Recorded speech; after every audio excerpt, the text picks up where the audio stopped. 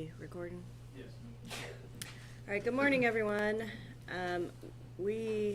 Let's do a quick roll call. I don't think we have a quorum, so Travis, if anyone hops online, let us know. Marisa Anderson. Oh, Oh, okay. Nice. Perfect. good Then morning, I think Maurice. we do. I think that changes things. So, Okay. representing Kanawha County, we have Valerie Gaynor, Jay Snodgrass in person, and I believe we're going to have Michael Farmer here in person momentarily. Representing the city of Charleston, we have Tom Tolliver in person, and we have Heidi Adams and Bobby Spry electronically. Representing South Charleston, we have Gene Arthur in person, we have Bob Sutphin in person, and we have Maurice Anderson joining us online. So we have 5 of our 8 partners present. All And a right. quorum. Sorry. Thank you. Okay, the minutes for the May meeting were previously sent around to everyone for review. Has everybody had a chance to look at those, and are there any questions or motions? Make motion to approve. Bless you. We've got a motion and a second to approve the May minutes. All those in favor, please say aye. Any opposed? All right. Aye. Okay, thank you. Okay, Jessica. Good morning, everybody. Schedule 2, we'll look at our revenues first. Passenger fares are short of last year by about $830,000, mostly due to the changes in SOAR rules that we've been talking about all year. Our reserve account earned another $27,000 this month. The reserve is our savings. Our investment account returned another $76,000. Year to date, it has earned $230,000 more than this time last year. Bless you. I like to look at that account every time that I'm feeling down about other facets of our finances because it just keeps going. Gas revenue is landing right on budget for the year. I did reach out to Truist about having an investment committee meeting, but the rep is on vacation, so I'm waiting to hear back on that, and I will get back to you all when I do that. Operating expenses exceeded revenues by $1 million, which is terrible to say, but it's not bad for us. Our operating expenses are solid within our monthly average of $1.4 million, just like last month. And we are under budget for expenses year to date by about $110,000. And we were under this time last year by $426,000. So we're making a bit of a difference in expenses as we try to watch what we're spending. Our year-to-date deficit is $1.3 million, unfortunately. Our Schedule 4 shows our Kanawha County levy receipts. We received $640,000 in May and another $166,000 this month in June. That puts our year-to-date receipts at $9.5 million, which is still almost exactly dead on from where we were for last year. Does anybody have any questions? Thanks, Jessica. Next item are invoices in over 5,000, which I don't think there are any. There are no invoices in excess of 5,000. Okay. All right, insurance report. Good morning, everyone. So we had one closed claim last month, and we have one other open claim, and it was a hard break. We're working through some of the older claims. I'm hoping here in the next couple of months we get 4 or 5 of these older claims closed. As far as our workers' comp insurance, we were renewing it, and we got our new yearly premium, and it went from $180,000 to $156,000. So we Yeah, saved good. $24,000 there.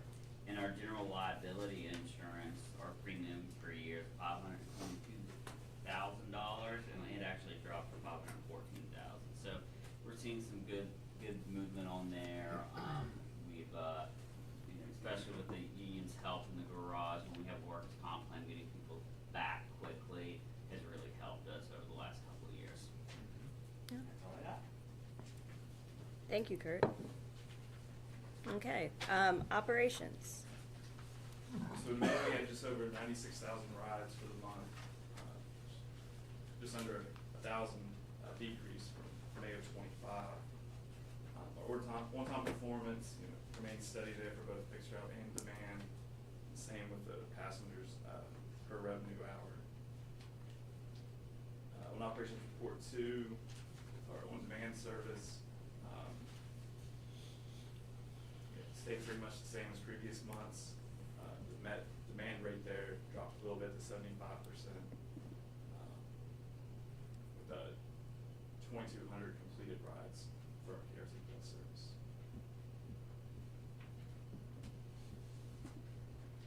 That's all the report unless there's any questions.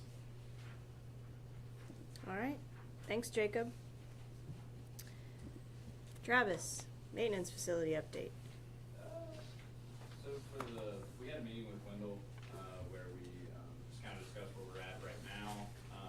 The building reduced about 10,000 square feet, again, to minimize cost, better work within our budget, our current budget, and, just really just size that down, so we're spending the money wisely. And then, we're gonna work with the city of South Charleston to get a shelter, at the South Charleston Kroger when it opens on 24th. The shelter probably won't be there by then, but, we're gonna work very quickly to get that put up, work with the city, on that. And, that's really all I have, unless anybody has any questions. You don't really do shelter when you set that, you contract that out. Yeah. I didn't think it. Especially if there's concrete involved, concrete work. How much are the shelters? Like, Just the to shelter put a new one in? It's around, if we have the shelter, it's maybe 1,000. It just depends on if there's a concrete pad needs to be poured. So, from 1 to 3,000. And then the shelter itself, if we were to purchase new shelters, are about 10 grand each, 10 to 12, just depends on your options. Yeah, and for this particular scenario, we're looking at moving one of the shelters from, up on the South Ridge route that currently is not used at all. It was still just left up there, near that call center that's no longer operational. So we think for the time being, we're gonna move that shelter down. The mayor of South Charleston has indicated they're interested in potentially putting some of the nicer shelters like we have down at the city center there at Park Place. So, we'll work with him, and if the time comes that happens, we'll just be able to unbolt our shelter, bring it back here, and they'll put in the nicer one. But we certainly appreciate the mayor involving us along the path of that development. And again, we put some notices out, actually just yesterday, letting the public know that once Kroger opens, we're gonna divert back behind the building and be able to serve it also. So we wanna make sure we can get people to the grocery store. All right, thank you, Travis. Okay, director's report. Sure, I'll try to touch on a couple of things since we last met. Feels like yesterday, I guess it was only 3 weeks ago, I know. so not as much to report on. I do want to make sure I thank the city of Charleston. They came through and donated $25,000 to KRT. You'll recall it wasn't that long ago they donated $10,000 to us. So come next month when we do our vote allocation, City of Charleston members will get several more votes, but I appreciate Mayor Goodwin for recognizing the service that we provide and coming through with those donations. It's certainly appreciated. Over the last couple of weeks, our passengers and our operations team have successfully relocated the city center. We did it for Pride, the Pride event on a Saturday. We're currently doing it for the U.S. bike races, so I appreciate the patience of our passengers, our drivers, our supervisors for making that happen. We're also working jointly with not just the city of Charleston for the regatta activities, but also with the Department of Tourism for the 250th celebration happening up at the Capitol. So we're going to make sure that the shuttles that normally serve regatta and really the west side of Charleston into the city center also extend to the east end and connect to the Capitol. So it'll be a loop that starts and hits the parking lot here at Patrick Street, but also hits Laidley. And so individuals who either, if they come to the Capitol for the festivities on July 2nd through 5th, or if they're coming to regatta, KRT is going to be able to serve them, and that's going to happen from 9 in the morning to 11 p.m. to make sure that we can run for the entirety of the event. So we appreciate that they reach out to us, and it's a small role we can play to let them know we appreciate. Did I understand you say there'll be buses running to the new Kroger? Yes, sir. Yes. Will it be the regular one or just special? It'll be the regular route, so it'll be the South Charleston, Route 1, yes. Our South Charleston and St. Albans route. But it'll run in the Kroger area there? Yeah, it'll pull off of Route 60 by the Chick-fil-A into the new development and then come out back up Route 60. And it won't go into the old shopping center? No.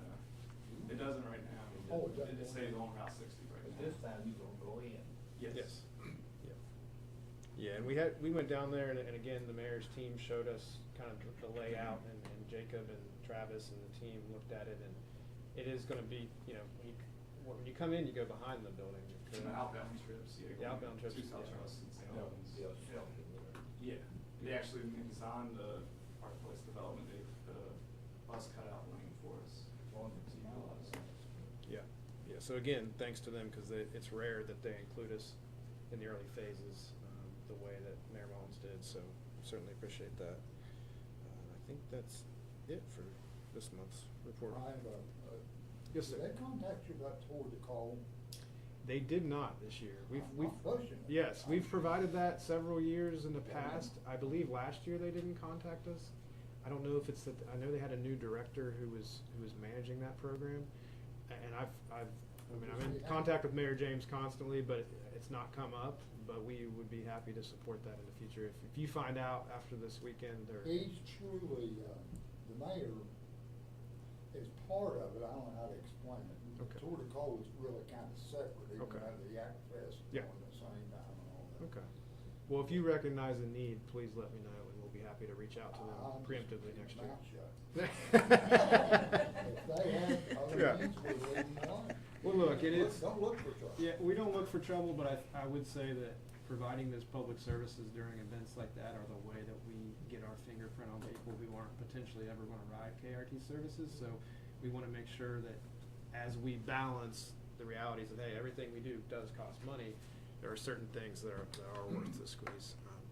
But thank you for bringing that up, but Okay, so new business.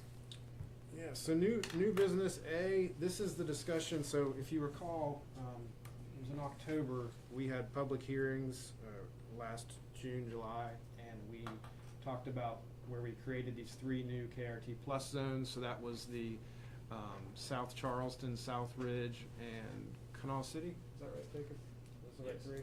Those 3 zones, and the idea was to replicate what we did the first pilot project with KRT Plus, where we created the 3 zones and they overlaid the existing service that we had in South Hills and Beach Avenue, I believe it was. So what we're talking about now, that it's been over 8 months, the first pilot project we did, I think we waited 4 months to make sure that passengers understood how the KRT Plus worked and to give them a heads up of, hey, this is potentially going to transition over to KRT Plus alone. So what I have up on the screen right now shows the 6 zones. It also shows the fixed routes that exist over top of those 6 zones.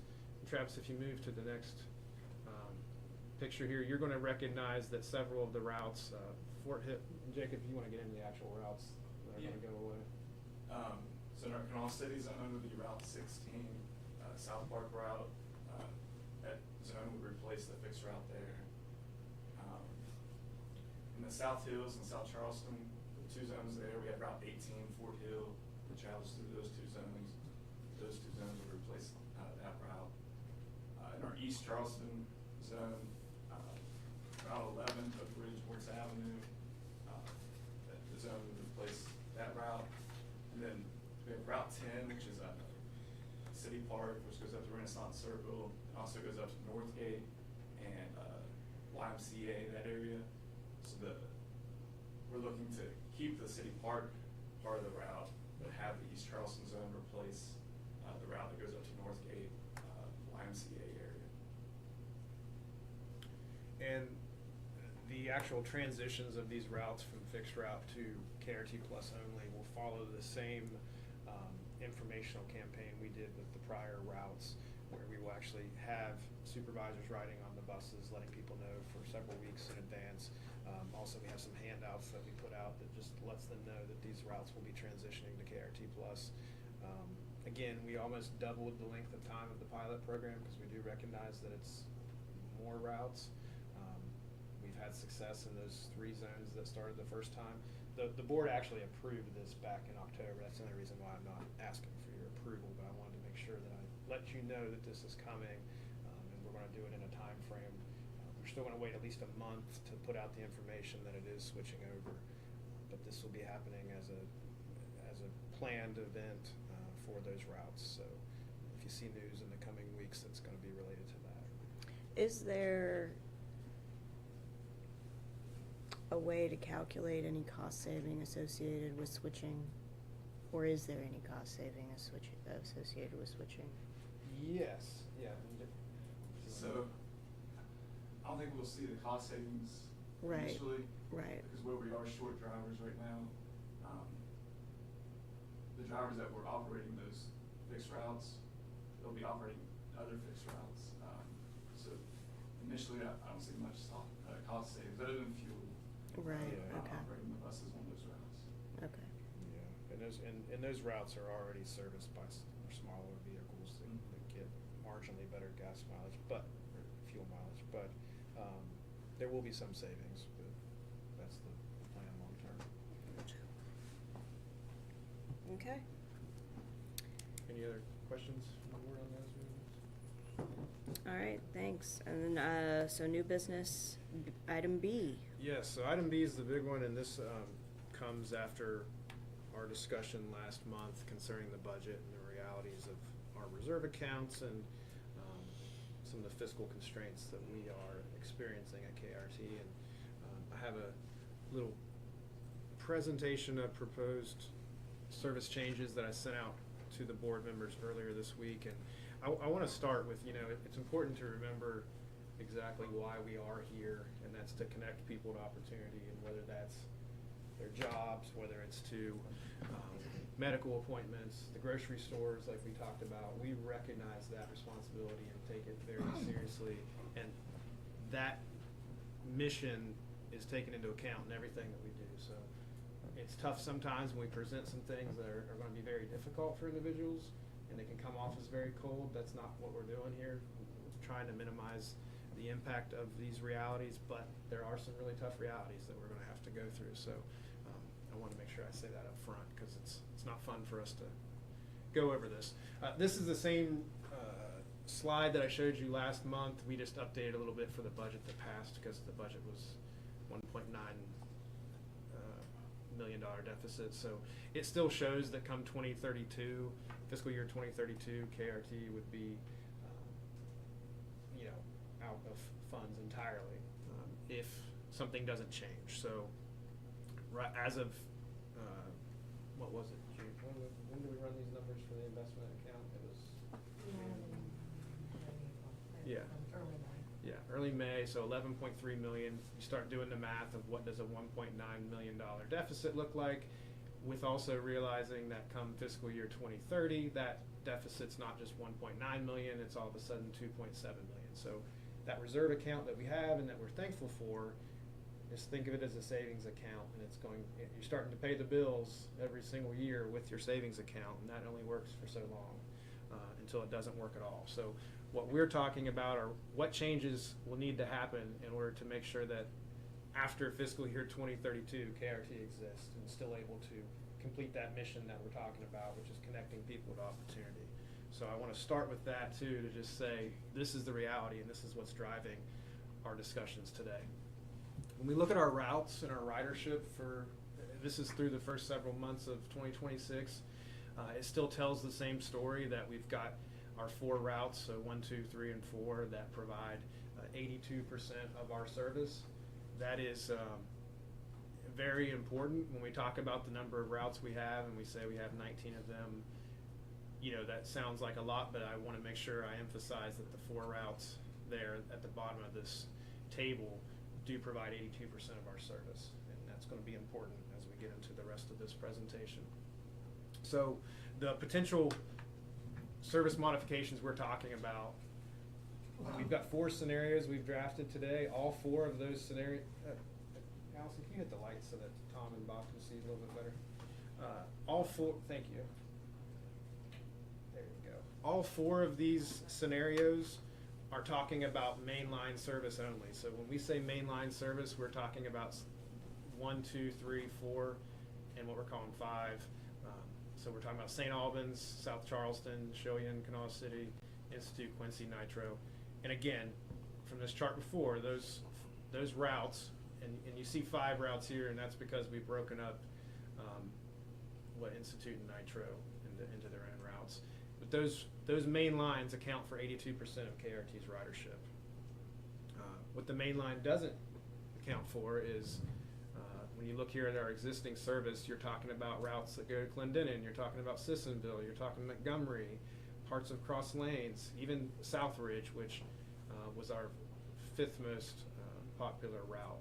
So you're looking at a fairly dramatic change from KRT's service map to main lines only, essentially following the river, where 82% of our ridership comes from.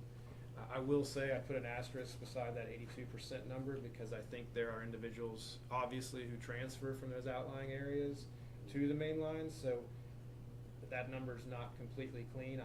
It's going to understandably be less than 82%. So this is hard. This is what we're talking about, and there's a real impact here when you go from 19 routes essentially down to 5. And at the end of this presentation, I've got some Q&As, and you guys feel free to ask questions also, but I have some that I want to go over because I think it's important to answer the question of why are we just talking about main lines. So the 4 different options that we've come up with, we talk about one of the main things we've heard over the last year and a half since we've discontinued Sunday service was the desire for Sunday service to come back. Obviously, that was one of the easiest things for us to trim down because we saw the $600,000 it was costing us at the time to do Sunday service, and when we had already decreased the frequency of those routes, it looked like the easiest way to try to help, and it has helped to an extent. But again, we've seen the inflation of everything else rise up to almost hide the savings we've experienced from the Sunday service. So the 4 different options we're offering, 1A is what we're calling the option to bring Sunday service back, to do a 60-minute route frequency on those 5 main lines, and then during peak hours of service have 30-minute service. Again, this would satisfy the idea of bringing Sunday service back. It also will create 30-minute during peak so that we don't run into scenarios where it's 5 or 6 o'clock or in the morning or in the evening, and you've got 60 people lining up for the bus in St. Albans, but you just have one bus that holds 40 people. We don't want to see that. So that's where this idea that during peak we bring more vehicles on to help satisfy that need. Option 1B does not bring back Sunday service, and it would still do the 30 minutes at peak. And then 2A would be a 60-minute route frequency without the improvements during peak service. 2A and 2B, they do kind of scare me, although they would obviously, and you'll see here on the next slide, the savings associated with each of these scenarios. Option 1, which again was the Sunday service with 30 minutes during peak on those 5 main routes, potential savings of $2.3 million a year. That does get us closer to that $2.7 million deficit that we're talking about come 2030. It does that essentially by taking our weekday service hours and decreasing them from 350 hours down to 223. Our Saturday and Sunday hours would go up, would change to 172. Our revenue miles would drop also. So that's where we talked about this. We've outlined here budgeted total drivers needed, maintenance staff needed, operations supervisors needed, because as you decrease those routes and the hours that they're served, obviously it's a cascading number of drivers, maintenance, etc. Because especially too when you look at peak buses going from 24 to 16, it would allow our maintenance department to essentially have a backup fleet of buses so that you would have buses that go out on Monday, and while they're out, you have a whole fleet of buses to fuel up, to clean, to do the maintenance work on, potentially during the day instead of at night, the way we rush to have that happen overnight as we clean them for the next day. So potentially some savings there long term with vehicles lasting much longer when we're able to give them that care every other day, et cetera, or however Chris and Travis figure out how to disperse those vehicles. So again, this math has been done scenario by scenario. So option B, which we were talking about, no Sunday service, that saves you a little bit more, so you would be saving up to $3.13 million a year. And again, option 2A and 2B, it's the same as option 1, except you're not doing the 30-minute peak, so you save even more money. So that's even more drastic. So if you ended up saying, hey, we want to run the main lines only, and we want to run them just Monday through Saturday, every 60 minutes, you're looking at $4 million potentially saved. And again, you know, I want to stress that that's without any inflation. You can't guarantee that for year after year. That's with flat everything, and that's not the reality that we're going to be able to live within. So the numbers will only get worse. But these are real numbers, and and it's not the buses that I worry about. It's the total drivers needed. It's the maintenance staff needed. It's the operations supervisors needed. Those are people that we care about here. You know, when you see total drivers needed, the one thing that's kind of nice is, how many drivers do we have now, Jacob? So working, we currently have like 48 drivers. 48 Fixed route drivers. side. We have roughly 6 that are off for Yeah. various reasons. So I do want to stress, while these numbers are drastic, we are not anywhere near the 64 drivers that we need to currently operate anyway. So that doesn't diminish what that means to the other employees, but I do want to make sure I point that out. The cost comparison by scenario, this is just where we've done the math to show you exactly where we would be saving compared to current services as it exists today. So you see the majority of that savings is in labor, it's in the fringe benefits, materials and supplies. And again, we also attributed the $300,000 in fare revenue lost if 18% of our ridership goes away. We did the math, and again, that's a rough number because I think there would be transfers, et cetera, but we're looking at $300,000 decline in revenue based on the individuals who would no longer be riding the bus.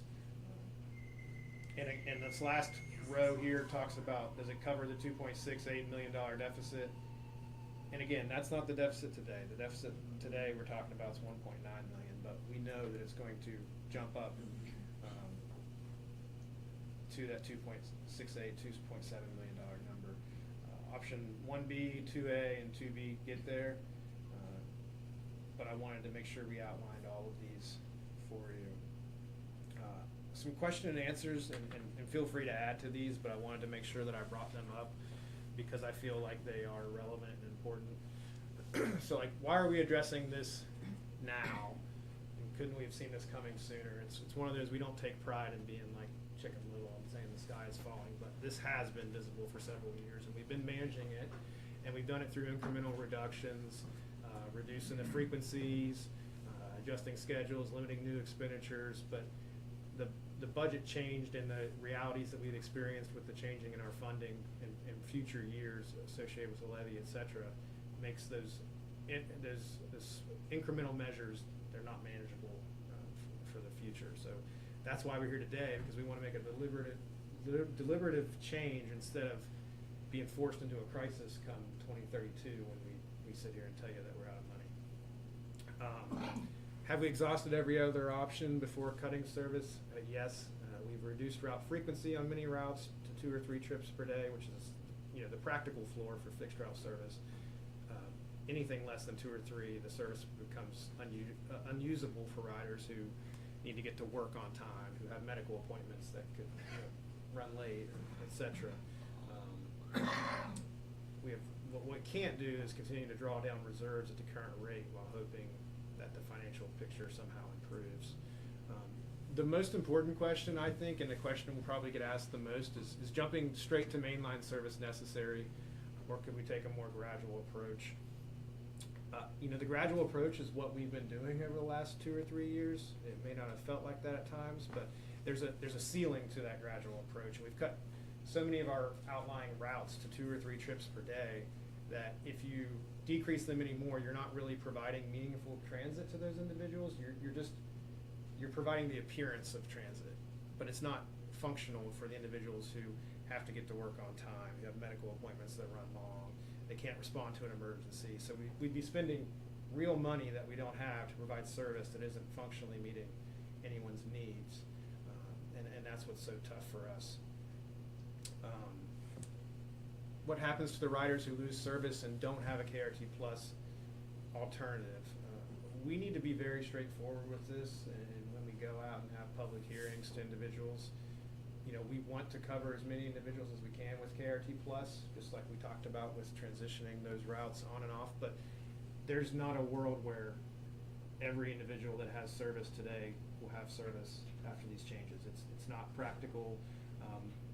With some of the communities, some of the ridership that we have, and just some of the geographical challenges to provide KRT Plus in every area that we're talking about removing service. And I think that our passengers deserve to have that frank conversation and just the truth from us of, hey, these are the realities, and it's very difficult, but I think we owe them that and as much lead time as possible before any changes actually happen. Have we considered the impact on essential workers, people getting to hospitals, grocery jobs, hourly positions? Yes, we have. And again, when I talk about our mission and connecting people to opportunity, I think that's exactly why the main routes are what we're talking about of being selected. And they carry 82% of our ridership, and they connect to our highest concentrations of employment, healthcare, essential services. The ridership data supports that those areas serve the most transit-dependent riders making the most essential trips. So we didn't arrive at this conclusion by accident. It was designed to protect as many essential riders as possible within the reality of what we're operating with. How are we going to handle the public reaction? This is going to be very unpopular. It will be, and we expect that. Board members should expect that.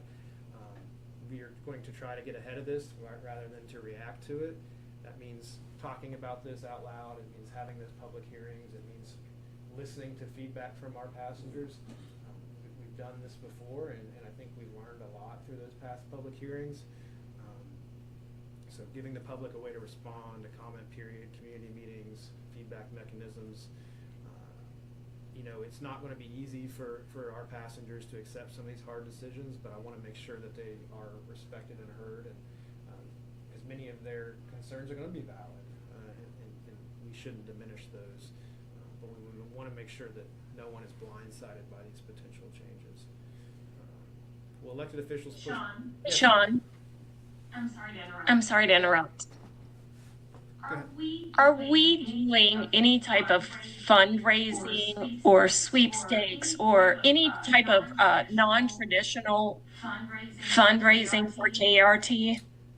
Again, we are open to anything. I mean, we'd have a bake sale if we could. I mean, at this point, we are definitely committed to having those talks, of having stakeholder meetings to come to the table, and hey, if anyone has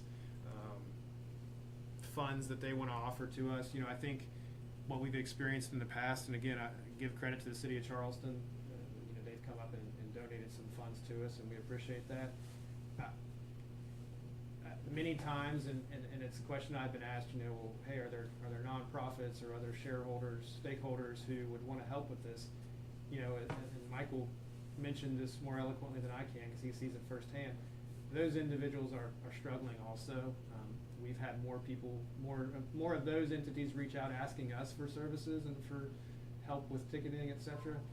But the short answer is yes, we are open to all those things. And if there are creative ways or ideas that you have, Bobby, or anyone else has, we're open to it. Again, none of this is done because we enjoy this. It's just the realities that we have to live within. I just was thinking about creative. Sorry, there's the echo. I'm sorry.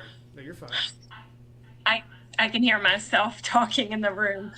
I think of United Way. They do the rubber ducky race, and the winner gets $4,000. But we also bring in a ton of money, outside the box, not the levy, not relying on just the passenger funds that we get, but thinking outside of the box, doing more interactive fundraising that could help. Well, one, branding for KRT, reminding people who don't use our services regularly that we're still here and in the community, but also just creative out of the box ways where we can raise funds as something we haven't done before. I mean, I think all things are on the table. I mean, I want to be careful we don't just become, another West Virginia lottery trying to do stuff to make those funds. But you're right. I mean, there are creative ways to get people engaged and to hopefully create funding opportunities, and that's all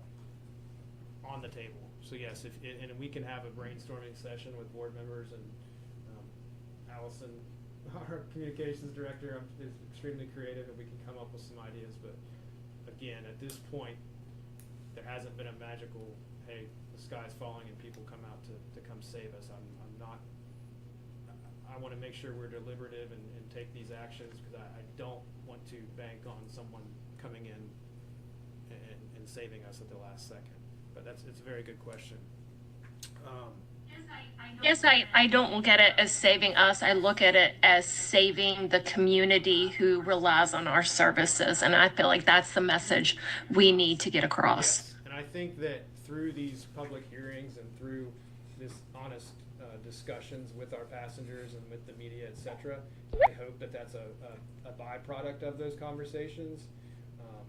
Last time that we went through these rounds of public hearings, we were able to listen, and the board was able to take action that it really did take into account what the passengers had asked for. They said, hey, please, can you make some changes, but not make all the changes at once? And we did that, and it put a Band-Aid on the bleed, but we knew it wasn't going to stop the entire situation. So, but yes, the short answer, yes, we are open to anything and as creative as possible to help solve this.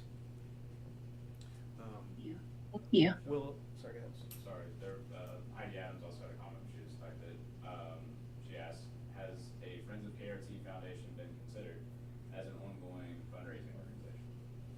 So we actually, during the levy campaign, we realized that years ago there was a Friends of KRT organization put together. It was tough for us to figure out what activity had actually happened associated with that. But yes, in the same light, we're happy to get back into that, and I would like to draft Heidi and Bobby to a committee to help with those ideas, because it has been successful in other areas, and I think that, again, shame on us if we don't look at every single way to help solve this issue. But thank you, Heidi. The last question on here: will elected officials push back and try to reverse this? Possibly. I mean, that could be their role, and I want to make sure that as KRT we brief our elected stakeholders as early as possible to make sure that they understand the reality that's before us, and I think they do. And I don't envy the position that some of our elected officials are in when they decide how diminishing funds are allocated. So I appreciate that and understand it. And again, I want to reiterate that I can't say enough about the Kanawha County Commission and the fact that their county manager and their finance director came and met with us to understand our fiscal scenario and the struggle we were looking to experience.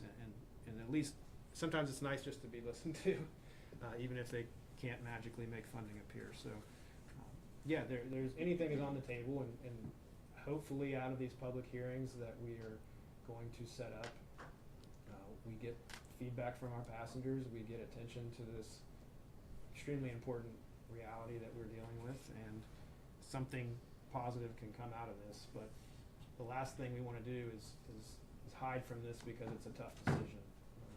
It's something we have to get ahead of so that, again, 3 and 4 years down the road, we still exist. But I'm open to any other questions the board may have on these potential scenarios. You think they come after you with pitchforks the last time? You're gonna have to hire a bodyguard. Yeah. I mean, I think it's tough and it's not fun to make hard decisions, and we live within a world of,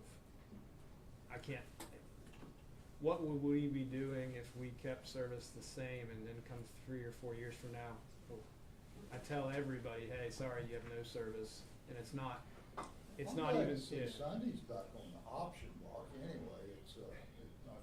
Yeah, I mean, but it's on the option block. That was a big thing that we heard, and again, if there's a silver lining that that can help some passengers. If 82% of our ridership could get Sunday back, I think that would be a great thing. Yeah, but it's a very small silver lining, right? I mean, to the Yeah. people, the 18% who are saying, hey, we may no longer have service, they don't care. And so, yes, they will be coming out. And again, that's the great thing about this process is you have those public hearings, you face it, and it's not fun. And if anyone wants to stand in for me, feel free. Bob, if you want to come up there and stand beside me. But again, what's important is our sustainability. It's important that KRT exists for years to come, that people in Kanawha County can get to and from work, medical appointments, etc. I worry of what the impact to other services that are struggling. You know, ambulance care. If we can't get people to their medical appointments today, do they become ambulance, riders tomorrow? Probably, right? And we're all in the same boat together. So we understand the service we provide, and we understand how serious these changes are. I understand your commission to all of the hearings. Do you have a plan of action to tell them this is what you want to do? Yeah, I mean, I think that, and again, today's point was to put those scenarios out there to the board and hopefully get the board's blessing to go out and hold the hearings. And I want to say too, last time when we had those public hearings, we had several scenarios, and the board didn't necessarily land on any of those scenarios. We kind of landed somewhere in the middle, right? Because we listened. So there's nothing that's off the table. I think when we looked at, hey, what could get us to this point of being almost fiscally stable, the mainline scenario became a reality. So we will be prepared, and we will make sure that what we present to the public is as informative as possible. It's as straightforward and just honest, because there's going to be pain points in there for those individuals who are not in the area that we're talking about continuing to serve. We have other methods that we have to explore, which Jacob and I have met with Rick, the Regional Intergovernmental Council, to talk about serving the Southridge area and Clendenin with different transit agencies. We've talked about this in the last several months. Are there ways we can get creative and cooperative with other transit agencies who kind of are on the outlying area who could come in? So Tri-River Transit is open, and they're actually already started bringing individuals in through Southridge and into the city center. MTA that operates out of Summers County is actually coming through Clendenin now. So again, not that it's great as far as a KRT brand, but for those passengers, I don't know if they care what bus comes and picks them up, as long as the bus comes and picks them up. So we're working with those two entities and with Rick to make sure we can, anywhere that KRT is potentially not going to be, if there's an option to bring someone else in, we want to try to I help understand this, facilitate that. Tim, but I don't say, we can't be the only one in this, but it's got to be syncing with other people. Have we checked outside similar sized bus organizations, transit Yeah. companies, So to see what they're doing, what they're handling? yeah, and it's, I'm not yeah. questioning that. No, I know sure. you have. No, that's a fair statement. And we experienced it. We've watched the same thing happen in Huntington when it comes to their levies and some of the issues with funding. Did they vote the levy down in Huntington? No, they approved it. They approved it. It just got complicated. It was a difficult scenario with other items that the levy could fund that became a point of discourse between, I believe, the mayor's office and the transit authority. But it did work out. I mean, I think that's the thing you see is that the public overwhelmingly wants these services to exist, but they have to live within, the funding mechanisms like the levy that exists, et cetera. But yes, are other agencies of our size experiencing the same difficulties? Yes. Like our move to, when we eliminated Sunday service, we saw that even in entities even as big Louisville canceled their Sunday service. So it was even larger, more substantial, better funded entities have been making the same changes. It's going beyond just transit agencies too. Counties, cities, they're all facing a crunch. So what they're doing is they're shifting resources. And There's only so much you can shift. Yeah. exactly. And then eventually the shifting of those resources cause agencies to have to act. And it's not even just governmental agencies, it's nonprofits, it's everyone's facing these budget crises now, and unless something happens in Charleston or Washington, we're gonna have to make some very difficult decisions coming up. Brett, what's your thought on the Sunday service issue? Potentially bringing Sunday service back in one of these scenarios? I think it'd be beneficial, I really do, because I mean, that's all we've heard ever since Sunday service has been cut is, are they gonna bring it back? I think it would be a big plus for us to bring Sunday service back. Do you think the drivers would be okay with that? I Yeah. do. Okay. I do, because the more service we have, the more drivers we'll need. Okay. And that's what, you know, since the board meeting, it was talked about cutting operators, mechanics, CAT. I've really heard it, and, you know, I think the more service we have, the better off we are, the more drivers we're gonna need. So I think bringing Sunday service back would be really beneficial to us. Okay. Could we get a detailed form? I would like to add to that, also being an officer, I think it would be very beneficial to the drivers and the community. Okay. Cause I've heard it also, I've heard it from our drivers, hey, we need this service, I've heard it from passengers, when y'all bring back Sunday service. Gotcha. Okay. And you know, with that Sunday service also, because there's a lot of people that works on Sundays, you know, whether it be South Ridge or Right. Tall City, whatever, they're having to add more money out of their pockets to go do an Uber or Lyft or whatever. I think by bringing Sunday service back, that would help the community out, help their pockets a little bit more, so they ain't gotta pay $25-$30 for an Uber from the East End clear up to South Ridge. Okay. Yeah, and Gotcha. a lot of those individuals that work on Sundays are those essential services, whether they're working in healthcare, whether they're in the service industry. They don't get to pick that their Sundays are off, and therefore, you know, they've been in a more challenging position with our change. Something we're definitely taking into account. Okay. Could we get a detailed report, month to month for the last 5 years on ridership on Sunday from when it ended, going backwards? Yes. And just, Yeah. might give us a more informed decision on that. Yeah, we can do that, and we can even pull up some of the most popular stops we see on Sundays too. I think that could be important, because I have a hypothesis that a lot of those are those medical, you know, workers. It's the service industry, etc. But we can create that for you.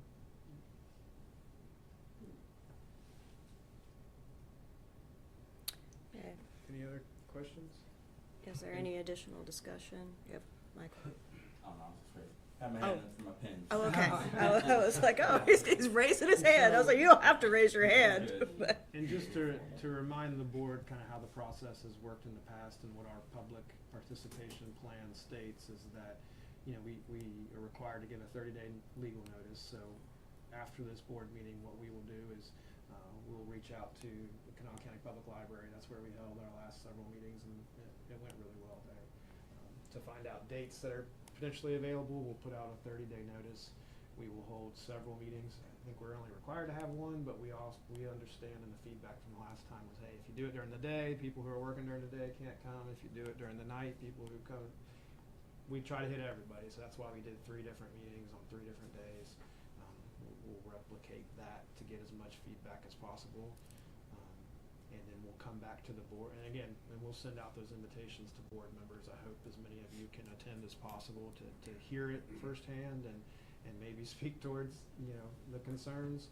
But we will compile all that information, bring it back to the board in a way that can give you all as much feedback as possible to make whatever decision you come up with. And again, nothing in these scenarios, because we have 4 scenarios, doesn't mean the board can come up with, you know, 400 different scenarios and pick one of them or none of them. We just want to make sure we provide a framework of where we think we could help solve this. Yeah, so I Now, mean, we planning to bring back Sunday services, if so, when?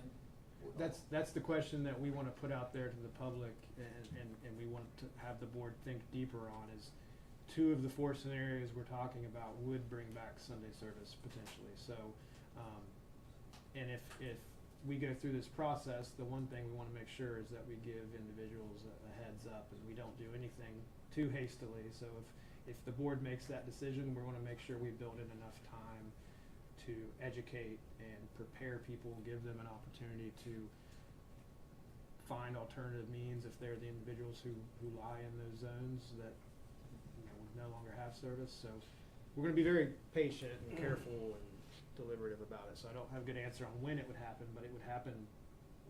We would make sure there'd be a cushion in there.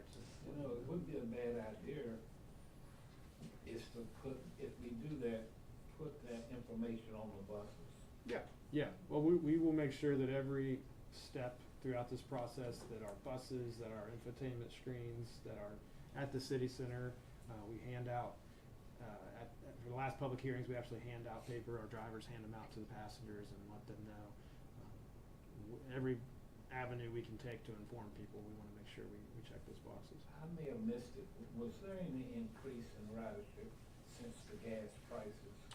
Yeah, the last several months we had seen an increase. This month was almost flat with 2025 for May, but we did see an increase in ridership. And whether you can attribute, I would assume that there are individuals who have made the decision to take public transit versus riding, paying for gas. Yes, those are hard to be certain that that's why, but I am fairly certain. Yes, no one enjoys paying $5 for gas when they can pay $1.50 and ride the bus.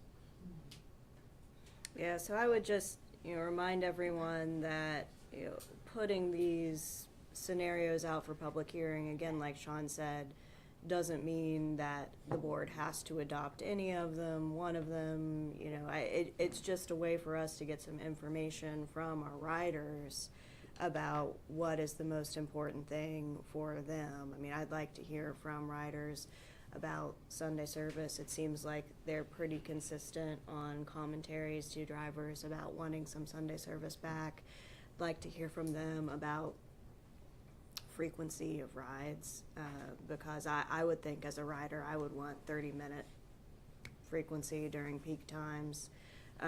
So getting that feedback I think is really important. So I think what leadership here is asking for today is a motion just to go ahead and put these scenarios out for public hearing so we can get that commentary and then do with it what we think is appropriate, or do nothing at all. I mean, keep things the way they are, but we've got some really difficult financial realities like we keep talking about every month. So Well, with that, I'll make a motion that the KRT has a public hearing to gather information. okay. Thank you. One question, is the comment gonna be these 4 scenarios, is that what you're gonna be bringing up to the public? Yes. But nothing else, just get their input on these 4 scenarios? Yeah, I think our method and what we learned from the last public hearings is we'll paint the whole picture. So we'll talk about how we got here, how KRT is funded, what our mission is, some of our challenges, how have we historically addressed these over the last several years, and then again, our guiding light has to be being straightforward and honest about, hey, here's the challenges, here's the potential remedies that we see, and we want to hear your concerns.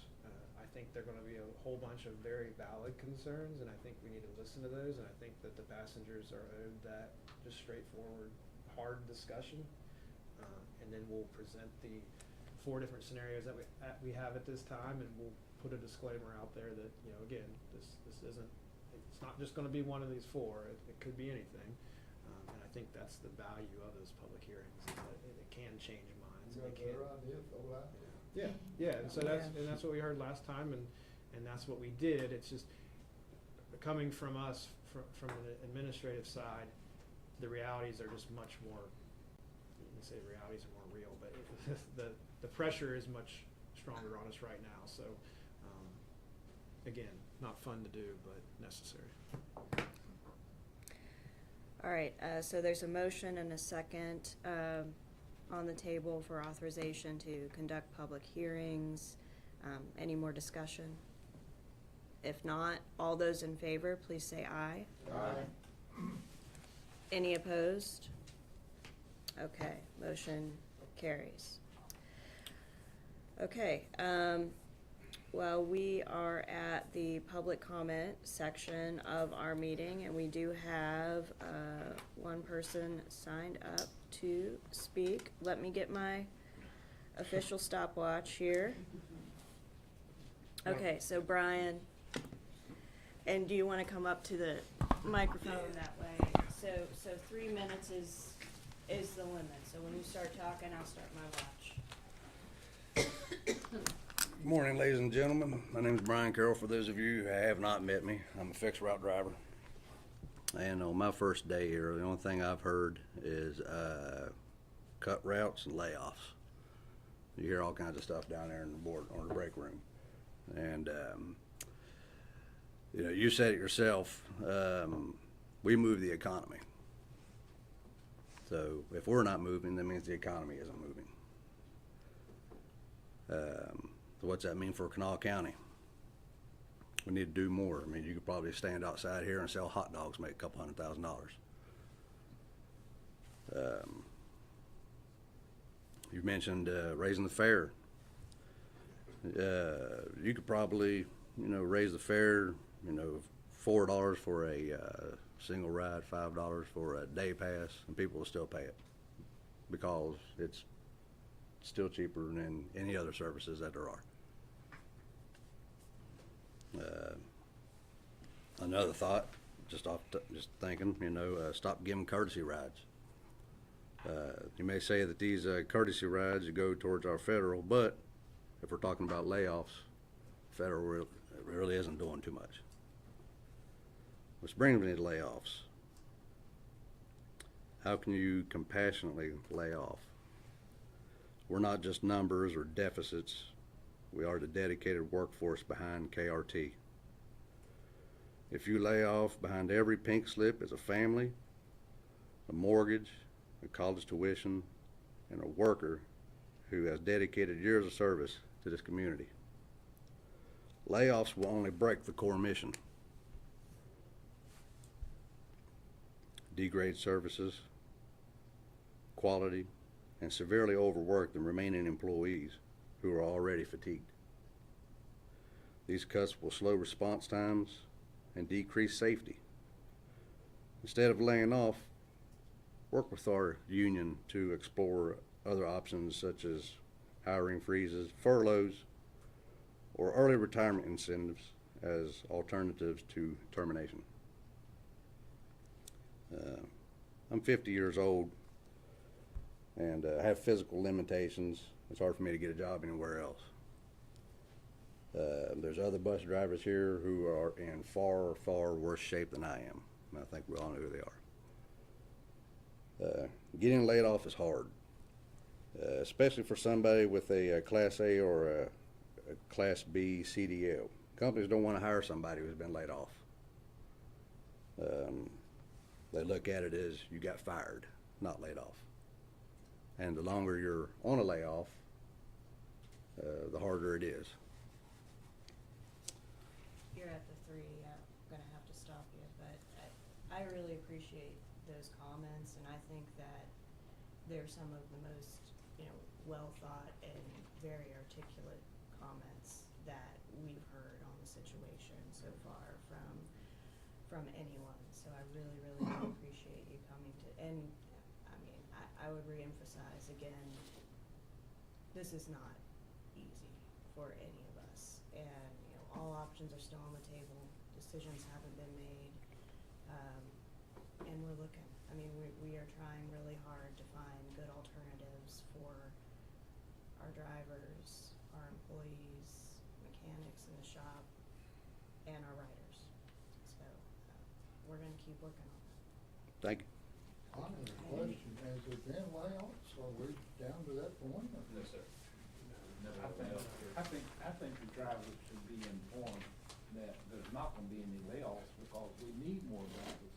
That would According to this yeah. thing, you need to hire, Yeah. not lay off. I think Yeah, the for drivers drivers. need to be aware of that. For the drivers, It would that's give them, fair. everybody wants I security, think, especially yeah, with a I job. don't wanna speak for Brian, but I think he's also. Yeah, got but maintenance. you wanna give the There are drivers some concerns. security.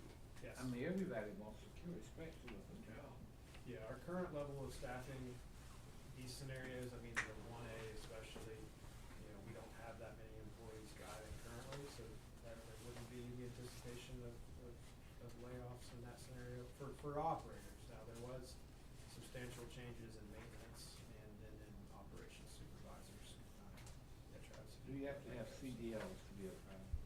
Oh, yeah. Yeah, For fixed unless you're, for fixed route, yes, sir. On Yeah, if you're what? driving KRT plus, one of the smaller vans, it's not required. Many of our drivers there do have them. But yes, it's a, If, The hall passengers, you don't have to have a special license? if you're in the smaller vans, no. Yeah. It's, If I see you in the. They missed that in regulations, they'll be back. if we should get a driver that needs CDL, would we train them? Yes, so We do now. So we've, yeah, for the last several years, we've, when the requirements for, it was called ELDT, entry-level driver training, came about, I'm really proud of our team and Kendall and, Prentice that are currently operating as trainers.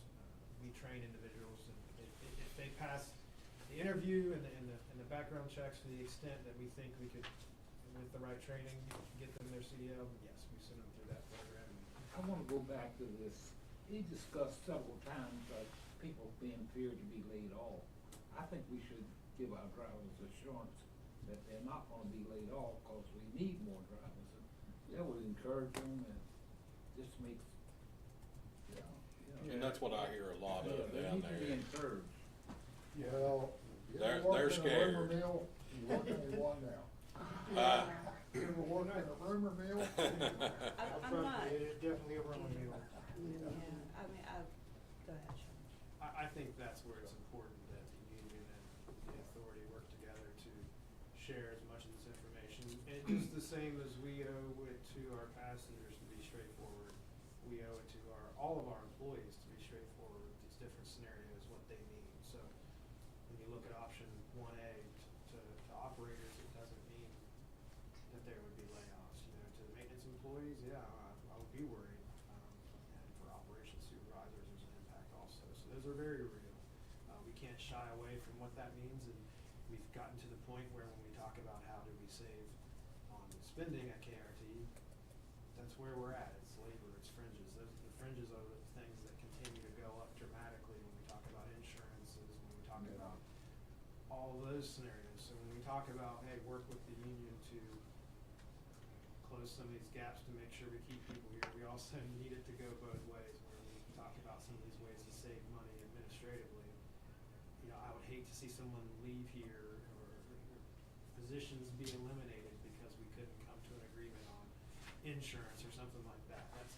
Those are little things we need to get away from so we can agree to keep as many people and keep as many people employed here. You know, I hope anyone that comes to work here can retire from here if that's what they want. That's our goal. We have to be sustainable for years to come for that to happen. The path we're on now does not achieve that. We can't, every single thing Brian said is valid, but there's no safety net that comes in and saves us if we just stay at the same pace. And that's unfortunate because, again, those concerns are real. Yeah, and I mean, Sorry, what we're, Travis. oh, no, go ahead, Travis. I think there's a good point here is we're also thinning down our already thin admin side. We've lost we had an open position for a foreman. We cut that position. We had a foreman that retired. We're cutting that position, we're not bringing it back. And then what Sean says with supervisors needed, that goes down too in some scenarios. So it's not just one sided, it's not just pointed at the union or CBA employees and things like that. And there has not been a layoff since I've been here 14 years. So, but we're facing challenges that we didn't have 14 years ago. Yeah, and I mean, the projections, right, are if we don't take some action, then in, 5 years, maybe 6 years, then KRT is done and no one has a job. I mean, and that's terrifying. I mean, that is a terrifying reality that we're trying to protect against by looking at some changes. So we don't have any funding. We don't have money to pay anybody. And, you know, we lose the ability to serve the community. We lose the ability to provide, to continue providing work for our drivers and operators, and that's terrifying. So that's what we're up against, trying to find a solution. So again, when we're having these public hearings, please, you know, encourage everybody to come, encourage everybody who has potential creative ideas or funding sources or anything. And then Bobby and Heidi, do you all, Bobby, would you mind heading up a committee to, you know, put together some fundraising opportunities?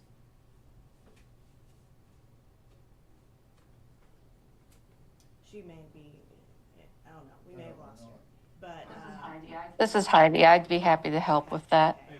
Heidi, if you'll get with Bobby on that, and maybe by August or so, I would hate to say next board meeting, because it doesn't really give you a lot of time to do much planning, but maybe by August, if you could come to the board with some potential ideas, that would be awesome. And if we could make a note to maybe make that an agenda item for the August meeting, I would appreciate that. Yes. Okay, Yes. thank you. All right, everyone. I don't think we have anything else on the agenda, so we'll go ahead and stand adjourned. Next meeting is July 16th. Thank you. Thank you.